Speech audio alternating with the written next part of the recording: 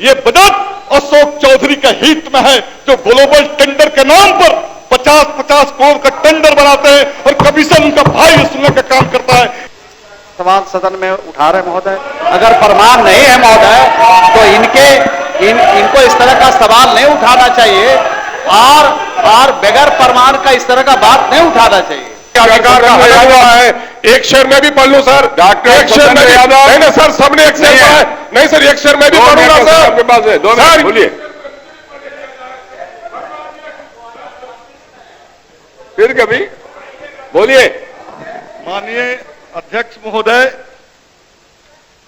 2025 और 26 का जो बजट प्रस्तुत किया गया है सदन में, उस बजट को गंभीरता से स्टडी करने के बाद हम इस नतीजे पर पहुंचे हैं कि 3,17,000 करोड़ का जो बजट है, उस बजट में स्कूलों में काम करने वाली रसोइया जो 1,600 रुपया में 1 महीना काम करती है, उसके वृद्धि के लिए कोई इंतजाम नहीं है।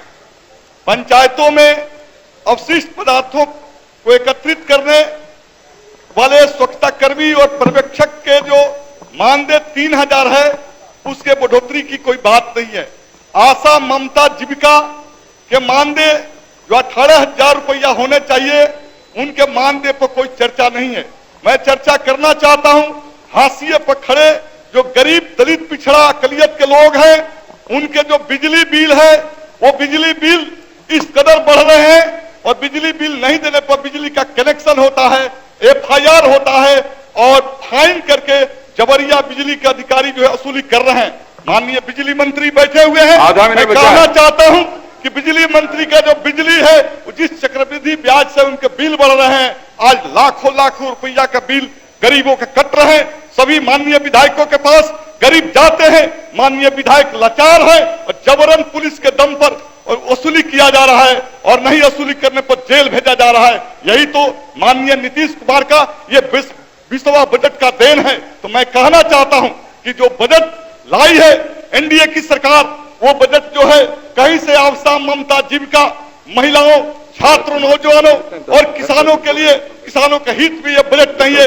ये बजट अशोक चौधरी के हित में है, जो ग्लोबल टेंडर के नाम पर 50-50 करोड़ का टेंडर बनाते हैं और कमीशन उनका भाई वसूलने का काम करता है। ये है ग्लोबल बजट।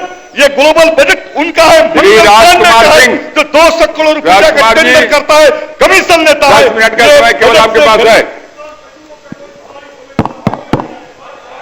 10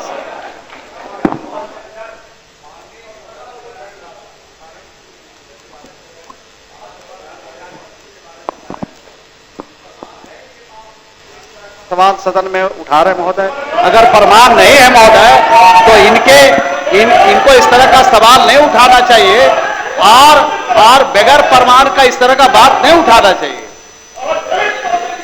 बैठ जाइए सत्येंद्र जी, बैठिए, सत्येंद्र जी बैठिए, बोलिए राजकुमार जी। माननीय अध्यक्ष जी, सबसे पहले मैं आपका आभार व्यक्त करता हूं और अपनी सरकार का कि मुझे 1 मिनट आय व्यय पर। राजकुमार जी 1 मिनट, माननीय मंत्री जी बोलना चाहते हैं। महोदय, हमारे मंत्री श्रवण जी ने जो उठाया है, ये इस सदन के परंपरा का प्रश्न है। उसी आसन से कई बार निर्णय हो चुका है कि इस सदन के मंत्री ही नहीं, किसी सदस्य के विरुद्ध भी अगर कोई व्यक्तिगत आरोप आक्षेप लगाना हो तो पहले सबूत दिखा के आपसे इजाजत ले ली जाती है, तब सदन में उसका उल्लेख किया जाता है। और अगर आपसे इजाजत लेके हुआ है तो ठीक है, वरना इसको सदन की कार्रवाई से निकलवा हम देख लेंगे। ठीक, राजकुमार जी।